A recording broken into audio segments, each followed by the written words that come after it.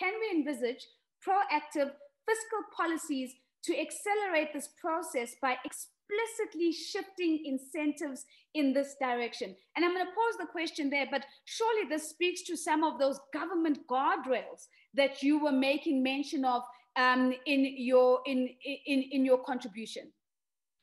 Well, absolutely. And I think we not only can imagine, we must imagine and we must implement.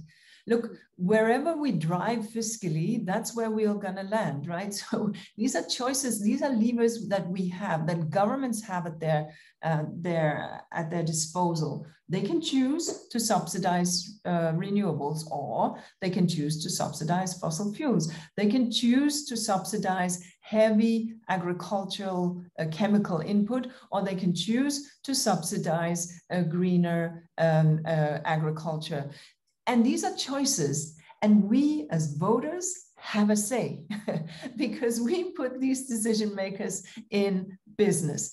And so, as I always say, you know, environment doesn't know politics, it knows the right environmentally sound policies.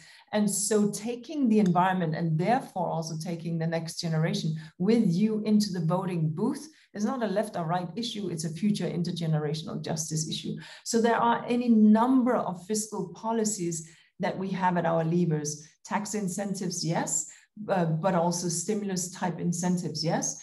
We've seen, for example, and this would be my last because we want to hear from the others, of course, we've seen, for example, in some of these incentives to bail out, for example, airlines, which we can discuss, but they said, okay, but 2 hour, if there is a trip that you could take for 2 or 3 hours by train, frankly, you have to stop doing that by plane.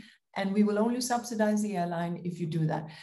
So there are any number of fiscal levers that we have, all the more so right now when we are dishing out a lot of money to companies.